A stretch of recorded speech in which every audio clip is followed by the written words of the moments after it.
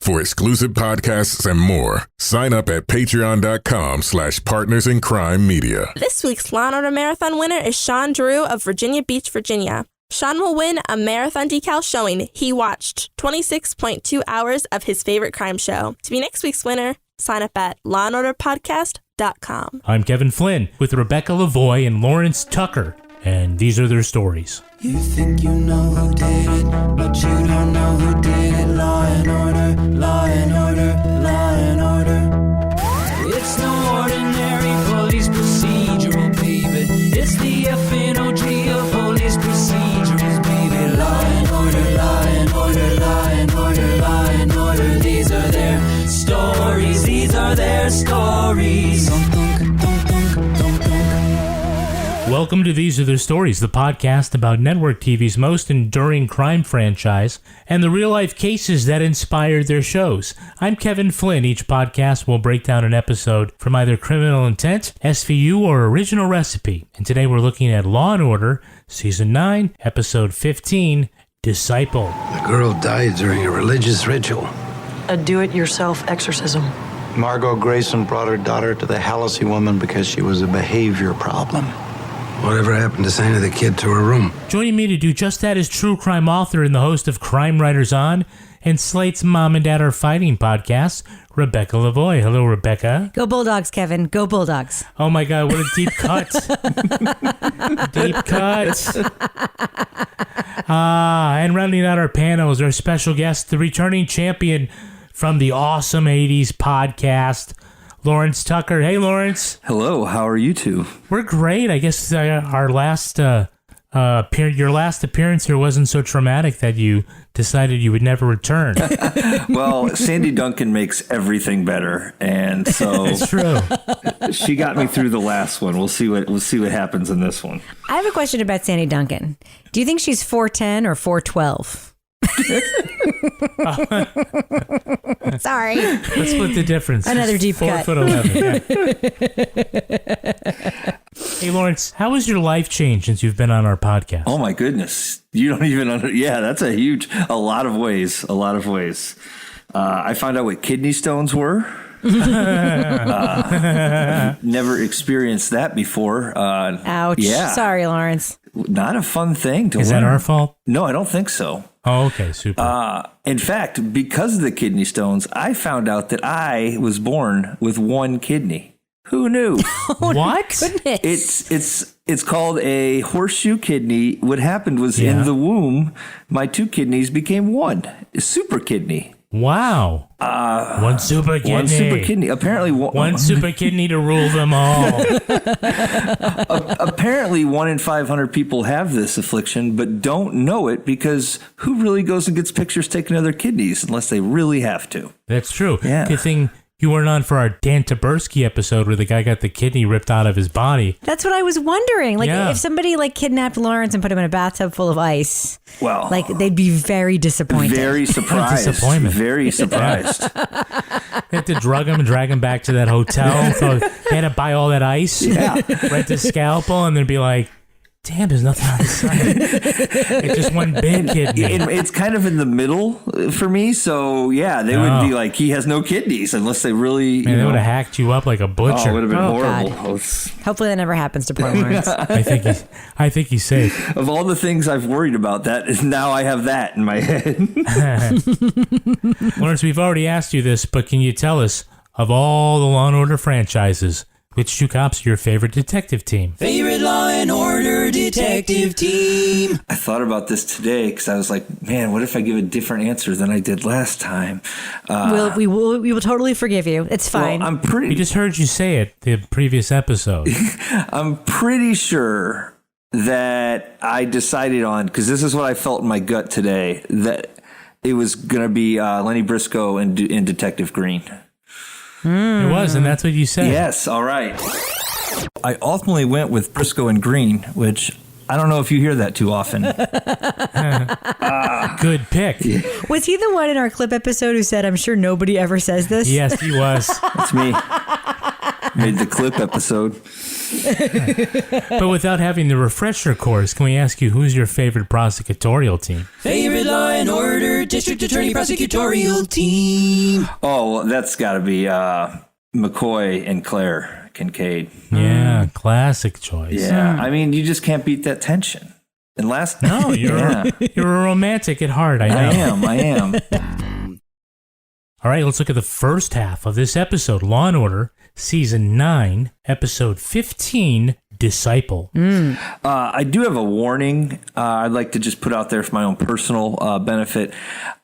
Things I say in this show about this episode do not reflect my thoughts on overall religion. But there's some weird things I may comment in this, and I don't want that to be taken as this is my thoughts on religion as a whole. Thank you. No one is coming for you with pitchforks and torches. Wait, can we extend that warning to me as well, please? No, I think things you're going to say are actually your own view about religion. They might be. Okay, it's true. They All right. So, boy, the things you'll find lying around in emergency rooms. Like a dead kid. Oh, God. What's with the wrists? And the ankles. Fresh ligature wounds. Bruises and chafing all the way around her midsection. Tied up like an animal. Tied up with what? It's no fibers, probably not a rope. Could be a chain. Wasn't the bonds of love. So who is this little girl? Briscoe and Curtis ask Margot Grayson if it's her daughter. She says nope. Kira is now in North Carolina, but her story isn't checking out. Margot is so committed to the lie that it takes Brainerd to the morgue to look at the body to finally admit it. Still, she says she thought Kira ran away and she's not responsible for the death. Chipped paint could mean Kira was chained to the radiator, and a neighbor says Margot got a call from a guy named Bill. Tracing the call to a shelter, the detectives learn Bill Crawford looks like the guy in the security photos who brought Kira to the hospital. To find him, they go to a former nun and neighborhood den mother, Sister Rosa Hallisey, who's no help. Bill's flophouse roommate turns over a bloody jacket, and they catch Bill in a Chinese movie theater. The face you just made when you said that. Carmichael arraigns Margot and Bill, even though there are big holes in the case. Margot's alibi is that she was in church at the time of Kira's death. Plus, they don't have a motive and can't connect their suspects. That's when the person who walks around with phone records hands them to Abby. It shows a call from that North Carolina number to Sister Rosa. At her apartment, they find restraints under the mattress and a shrine to St. Michael. And that's when Bill tells them troublemaker Kira died during a botched exorcism. Who doesn't hate a botched exorcism? I know. It's like a dinner party that just went wrong. I always thought St. Michael was who John Travolta played in that movie. He was an angel, but apparently this was not him. Do you guys remember the movie where John Travolta just became an angel? That. It was called Michael. Yeah. It's pretty horrible. Check it out. With the dancing? There was dancing in that movie. That's all I remember. Of course there was dancing. With John Travolta? Yes, Spirit in the Sky dancing in that movie. Okay, first out, shout out to all the moms keeping kids home for school for the right reasons. I'm sorry. 3 kids home with the flu for a week. Yeah, I know how it is. No, you don't. You get to go to work. Right. Good luck. Remind me to buy flowers for Deborah tonight. That scene was awesome because Curtis was like, you know, the kids are a disaster. They're all throwing up everywhere. She's like, oh, it's horrible. And he's like, I know what it's like. And she's like, no, you don't. You get to go to work. The patriarchy. As I'm looking here at my piece of paper, I noticed that I had made a note to research, and I failed. But Dr. Sugarman's one of those Law and Order names, right? Yeah. He's young and he doesn't give a shit about his job either as a doctor or as an actor. But first of all, getting back to the mom in the apartment, you know Curtis never sent any goddamn flowers to his wife. Never. For being a good mom. Nope. That's what he said he was going to do. But he gave her a nice bracelet after he fucked Jennifer Gardner. But never said any flowers. So, you stayed home with the kids because they had the flu. Now, the public relations guy in me says, hey, great job staying on message, Margot Grayson. But I showed you Kira's picture. In a uniform. PS 89 doesn't have uniforms. She was wearing her cousin's. Nope, not my kid. There's a photo of somebody else. That's my kid. It's very elaborate. It's just not my kid. Let's pretend this is the first time you saw this episode. And when they go to meet Margot and you see that hair, you knew she was involved because they spent money on that hair. I mean, that is a stylist. They also had some rando actress pose in a uniform in a photo for the purpose of putting it on her sideboard. So this is a question I have. I know I'm not spoiling anything because you've already said in the recap that like it was her kid, right? Right. Okay, so we know that. So the part of this plan to deceive the cops about it not being her kid is to get a photo of somebody else and put it on a sideboard in your house instead of just, I don't know, putting away all the photos that you actually have of your kid. Where did she get that photo? I don't know. It's never explained. I mean, it's like her plan is so elaborate. It's like the photo that comes in the frame at Michael's Crafts. I just got to cut out this little barcode and it's good. I don't want to take you back to the last episode I was on, but that's the episode I subtitled Lenny Learns About the Internet. So there's lots of possibilities. You can just buy photos of kids. It's true. You can. That sounds like an SVU episode. Yeah. The second I said it, I was like, that's the wrong show. So Van Buren is like, she's finally had enough of this shit. She's like, you get your ass down to this morgue and you look through the window.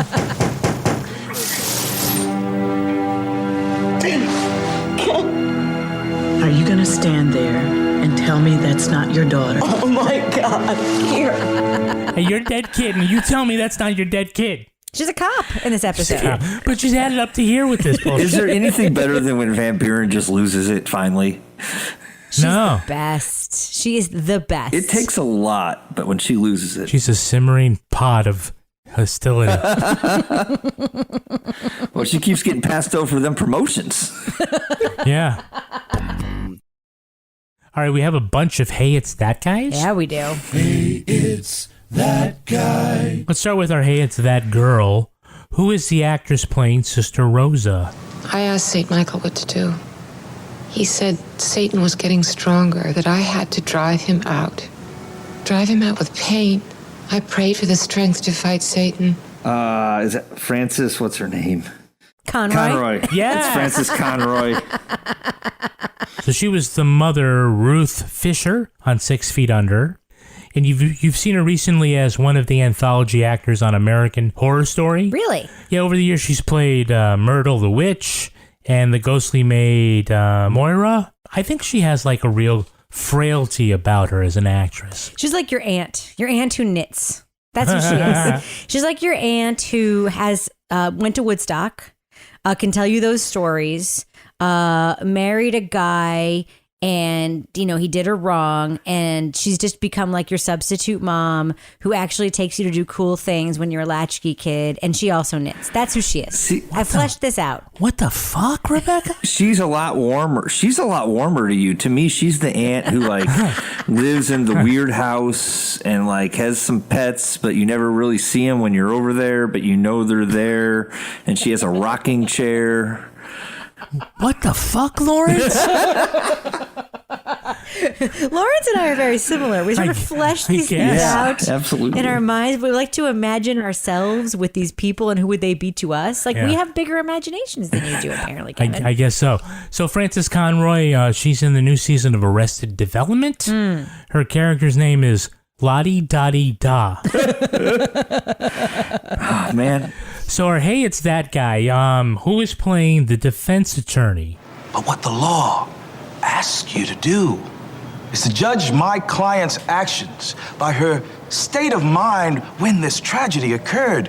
Well, that's Bunk from The Wire. That's all I know him. He's Bunk from The Wire, right? Yeah, do you know his name? Wendell Pierce. Yeah, Wendell Pierce. This is his 6th Law & Order franchise appearance. Like, so you know him as Bunk from The Wire. He has shown up in a bunch of stuff. Ray Donovan, Suits, The Odd Couple, Jack Ryan, and he has an upcoming role playing B.B. King. Oh, that's a good fit. I Yeah. could see that. That I could see. He's just like, I think he's so likable. Yeah, totally. Even when he's bunk on the wire. One of those corrupt-ass cops in Baltimore. They don't have corrupt cops in Baltimore, do they? That's a different podcast. Now we get to see a former Hey, It's That Guy. It's Bill Camp, husband to Elizabeth Marvel. He's playing Barney. $30, I get to buy what I want. He's been in a million things, including The Night Of. He's played the shooter in season 13's Everybody Loves Raymundo's, where we flagged him as a Hey, It's That Guy. But can you tell me who is playing Bill Crawford? Are we talking about Mel Rodriguez? We are. Rosa did one of those ceremonies. What kind of ceremony? You know, praying and stuff to make the girl better, so she wouldn't be bad all the time. Who is Mel Rodriguez? Well, first he has one of the best IMDb photos of all time. If you haven't seen it, please do so. Mel's been in some things. Little Miss Sunshine. He was in The Watch, Panic Room. He kind of plays a heavy, I believe. Kind of what's the guy from Ghost? The guy who kills Patrick Swayze. He reminds me of him. He's in a lot of things. It's kind of like the bad guy. Yeah. So like 15 years later and 100 pounds later, he'll play Todd Rodriguez in The Last Man on Earth. Oh my He's, God. as the main. Yes. Looks completely different, right? Holy cow. You just blew my mind. Oh my God, you're shook? You did. Every time I've been here now, first it was Sandy Duncan's eye, and now this. I am shook.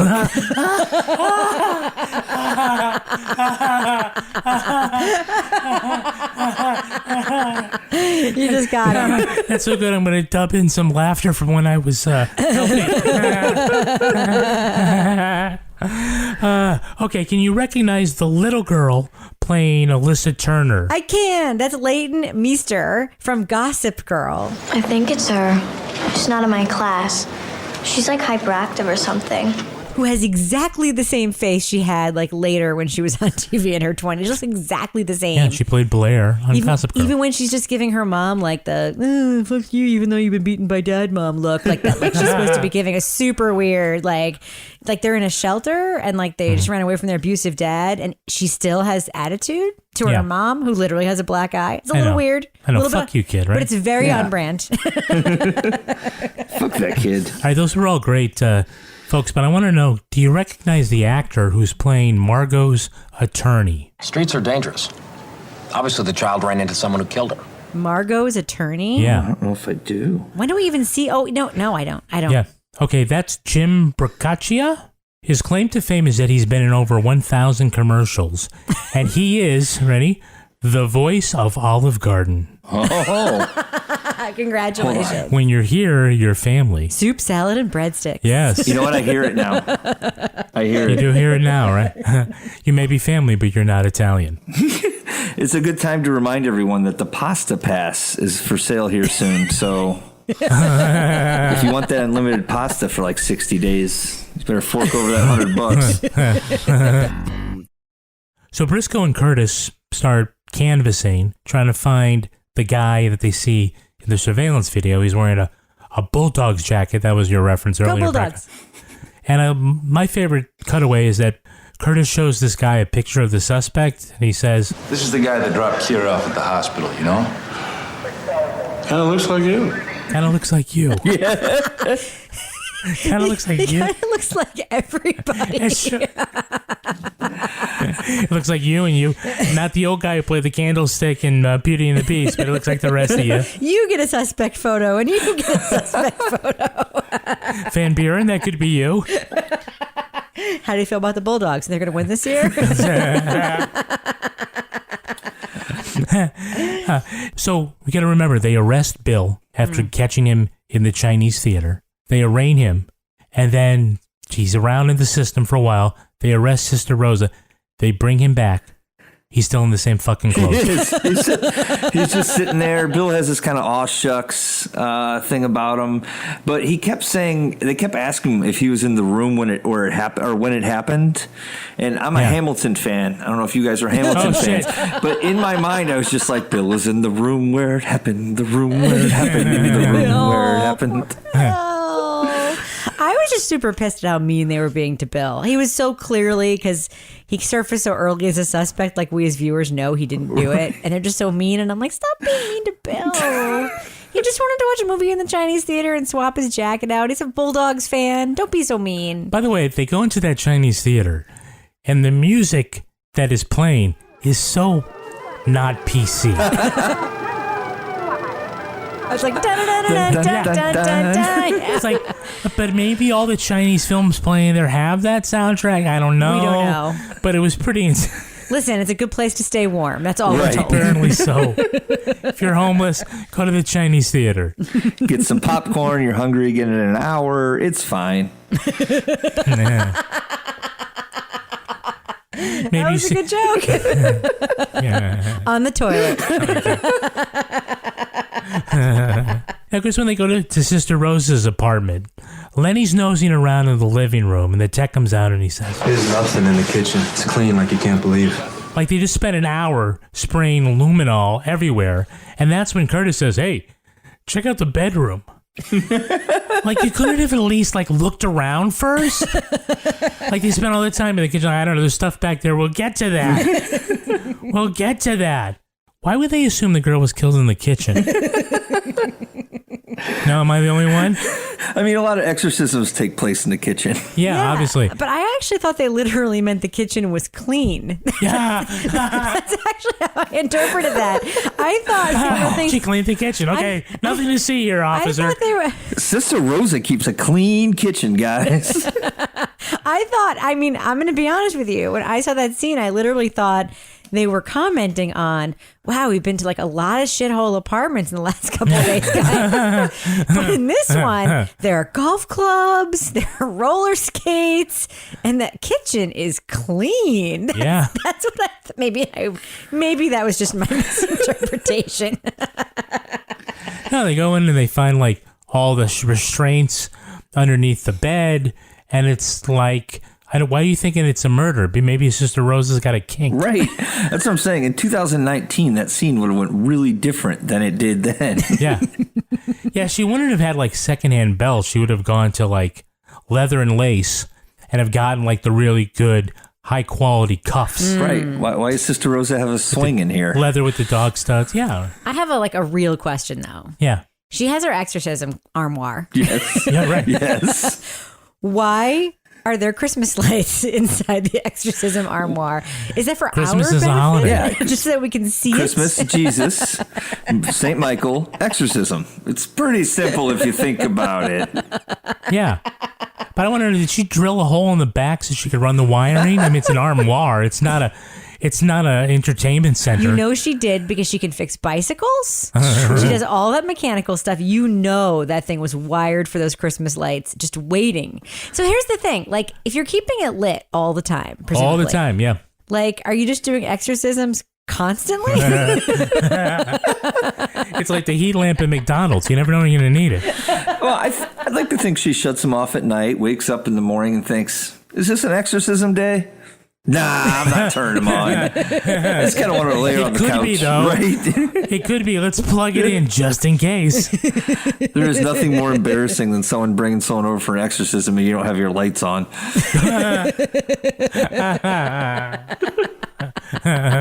No puke bags, no lights on in the cabinet. It's like, hey, man, does she even exorcism, bro? Like, what are we doing here? Haven't cleaned the sheets since the last exorcism. Right. It's very embarrassing. What happened to my overweight crucifix? Her Yelp reviews going down the drain.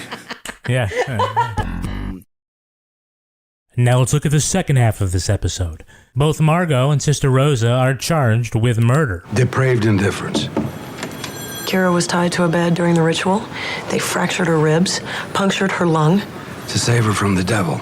Margot says Kira was an out-of-control teen and she didn't know how to change her behavior.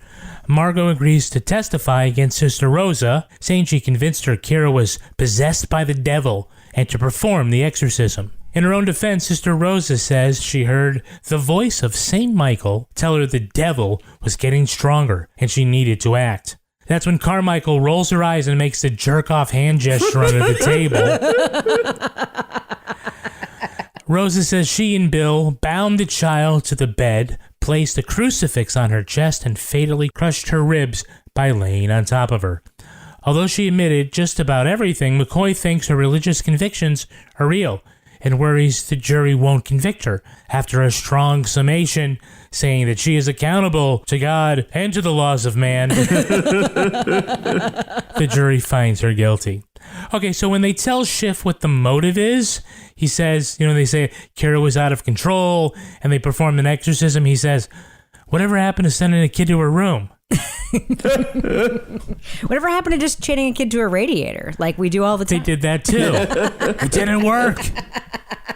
And he rubbed his forehead and went, ah. I gotta say, I felt very disappointed because all we heard over and over again in this episode was how freaking awful Kira was, right? Yeah. We're like, she's a monster. She's a nightmare. She's terrible. We never saw it.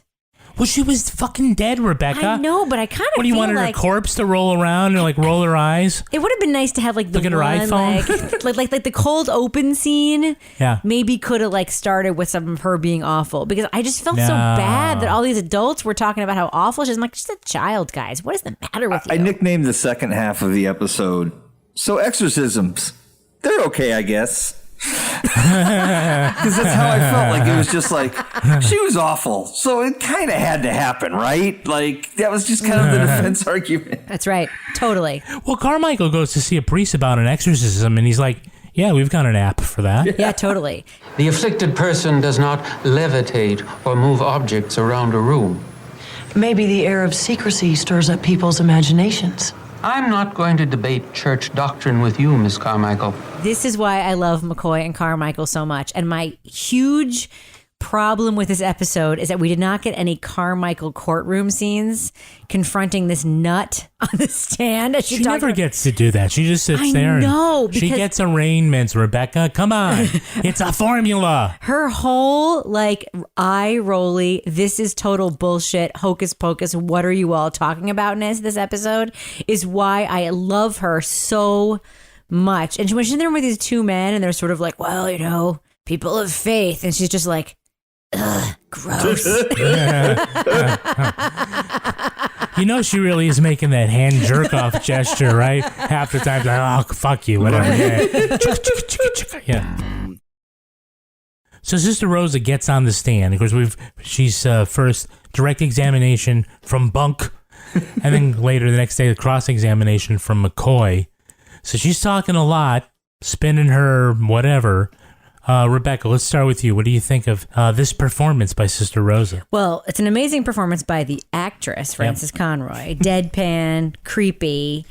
I have to say, the thing that made me feel the worst about it was that poor Bill is basically like a bouncer for the devil. Like he's just like... He's the exorcism bouncer, yeah. It's like not cool to put somebody like with special needs and a vulnerable person in that situation where it's like, hey, Bill, listen, you can either go work at the community center today and do some sweeping, or you can come over and hold this young person down while I try to exercise. And poor Bill's like, okay. Not cool, Sister Rosa. Not cool. By the way, we know that Bill doesn't have a car. Did he carry her all the way to the hospital? And nobody noticed? Big guy with a bulldog's jacket. It's like jacket. Frankenstein's monster. Staring at a dead kid for blocks. Lawrence, what do you think about Sister Rosa's testimony? She utters the line, I didn't ask for this gift. Who does? Yeah. It was one of the most disturbing things I've seen in a long time. Her delivery was excellent, but you could tell, once again, the actress, playing Sister Rosa, she made that character believe that this was a gift. And that was like, okay, that kind of made my hair stand up a little. Like when she just said, looks in, she's like, I didn't ask for this gift. It's like, okay, murdering kids is a gift. Once again, exorcism is okay as long as the child's a brat. That's Lawrence, right. I got to say, I always say, I didn't ask for this gift. Like a bunch of times a day.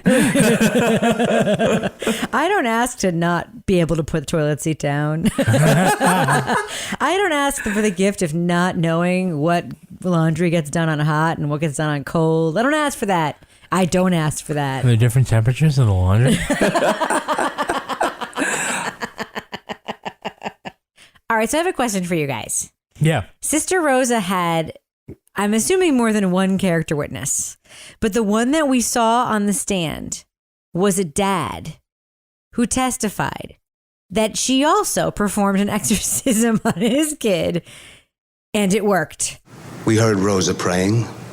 I know this is going to sound crazy, but when my son walked out of there, he was a different person. And all I have to say is, couldn't they have gotten people just being like, she taught my kid how to ride a bike, she fixed his roller skates, she helped him like become a better person, do community. We started doing all these other things. The character witness was, she also performed an exorcism on my son and it worked. That was bananas. Yeah, I just think it shows that she's got experience. This was before they had Yelp. Right. I mean, how else are you going to say, who does a good exorcism? I know. Sister Rosa. She knits. She's the aunt. She's got a light-up armoire with St. Michael in it. The describing of the stabbing through the chest with the crucifix also kind of bothered me. You think? You didn't like that? All those broken ribs? Oh, no.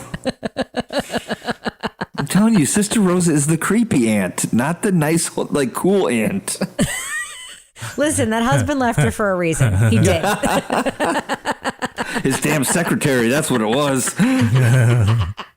Okay, so meanwhile, back at the Hall of Justice, Jack, Abby, and Schiff have a talk about the devil. People see the devil as an allegory. I'm not so sure I do. Horns and a pitchfork, Jack? I've been prosecuting murderers for almost 25 years. A man rapes a 10-year-old, sprays a can of insecticide in her mouth, leaves her to die.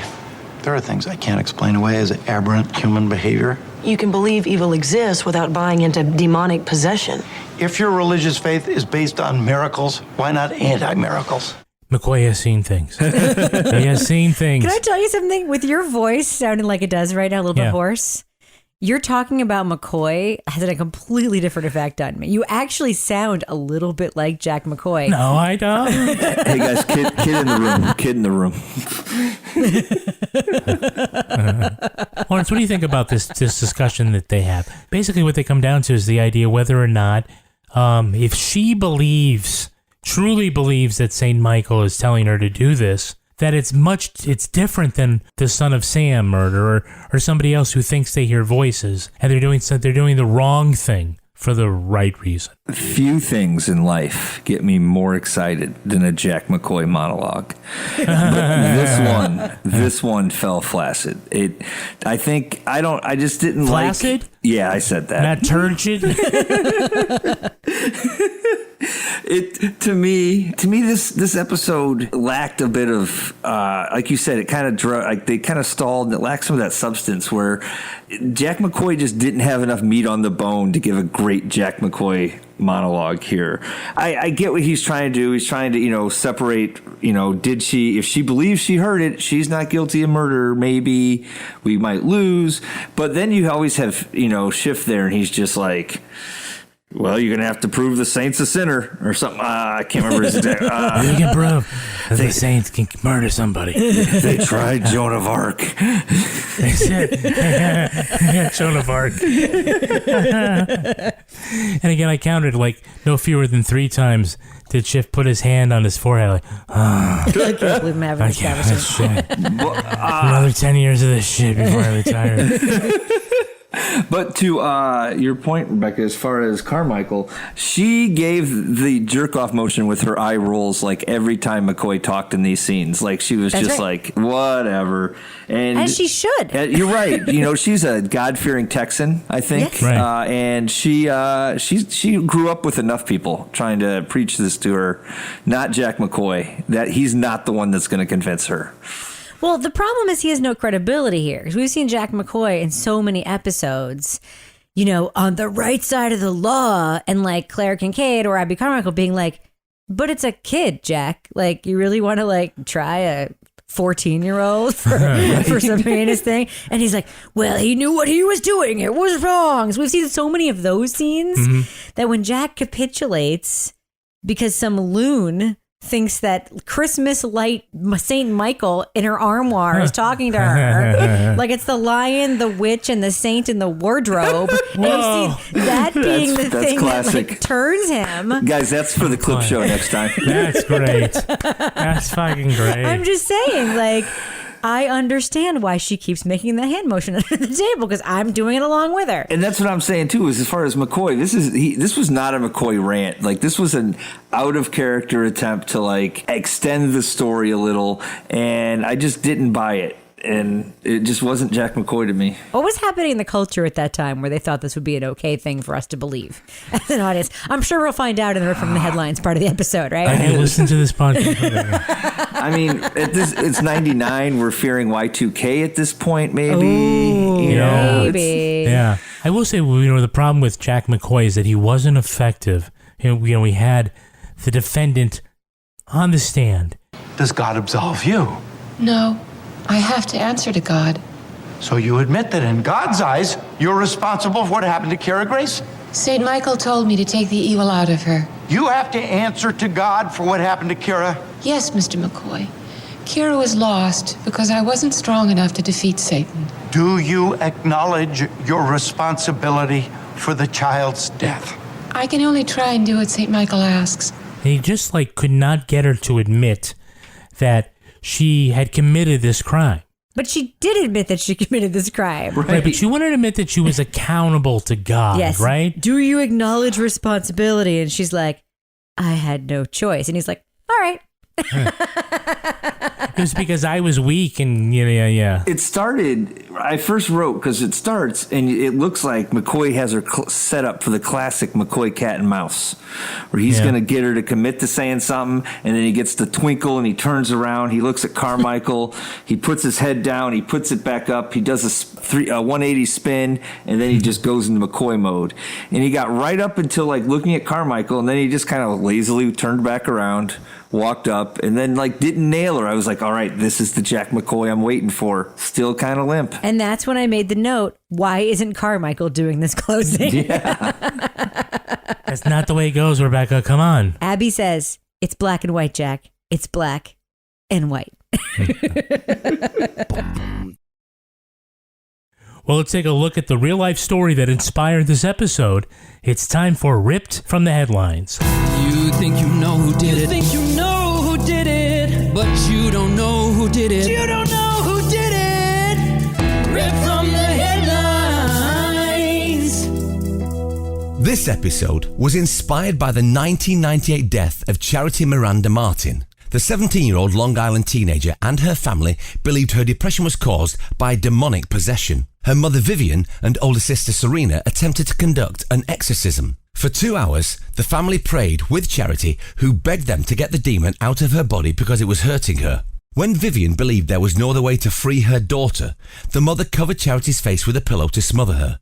When that didn't work, she used a plastic bag.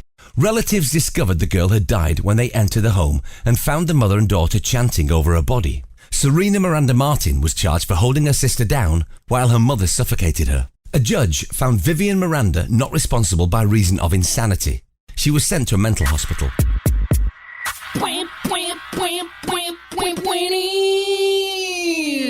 Well, that's light. Little fun, inspirational story to kick off an episode of Law and Order, be a little inspiration for it. Yeah. Amateur exorcism. Amateur exorcism, yeah. They didn't even have a Sister Rose in the neighborhood. They did it themselves. That's why it failed. The family had recently been studying an Afro-Caribbean religion called Santeria. Oh, that's the one song? from that movie. Yeah, what's the movie with the one with the zombies and the pins in the eyes that came out in the 80s? All of them? Hellraiser? Yeah, I mean, sometimes those rituals involve animal sacrifice or something like that. It could be a contributing factor. But here's a detail that I found really interesting. When those other family members arrived to the apartment and discovered the body, the mom and sister were chanting, but they were also listening to Frank Sinatra records. Huh. What's a good musical accompaniment to chanting over a dead exorcism? Luck be a lady tonight. I did it my way.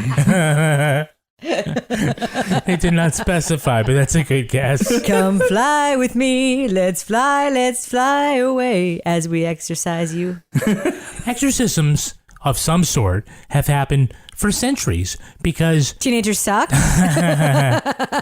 No, but we have like often misidentified mental illness, epilepsy, things like this that for centuries we just tried to explain away by saying there's a demon in that person. So let's try to get them out. And it isn't until really modern science, right? Oh, for the simpler times.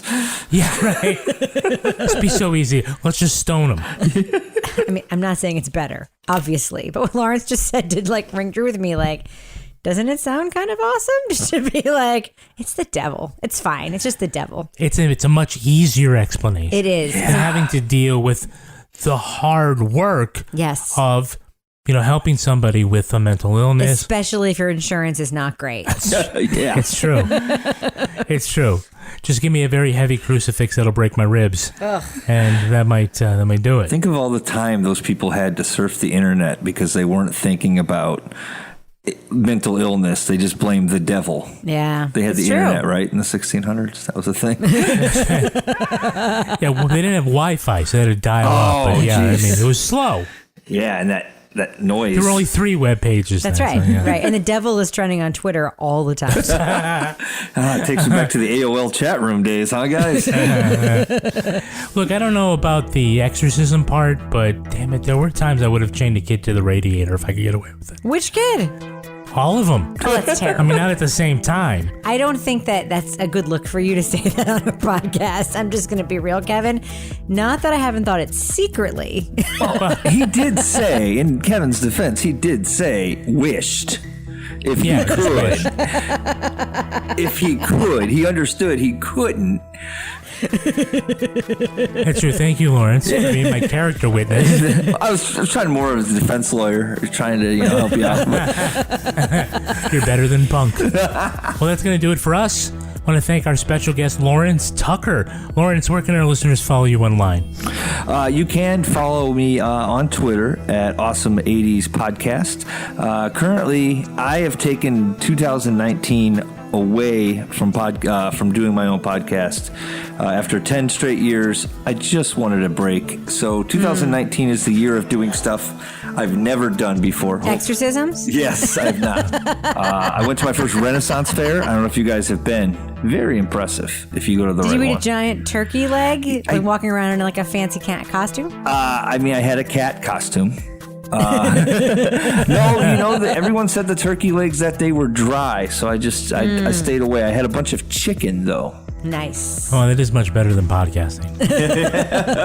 Living my best life, 2019. Nice. Rebecca Lavoie, how can our listeners follow you? You can listen to Crime Writers On, or you can follow me on Twitter or Instagram at Reb Lavoie.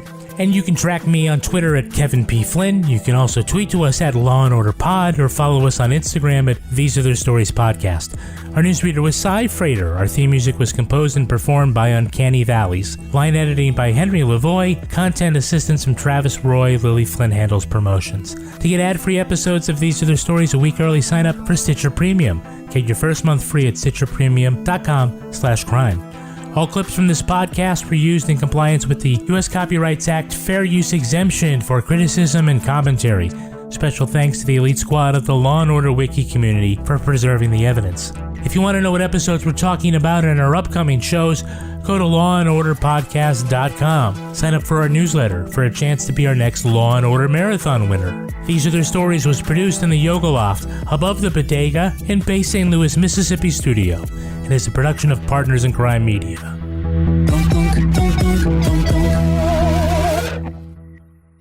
Partners in Crime Media.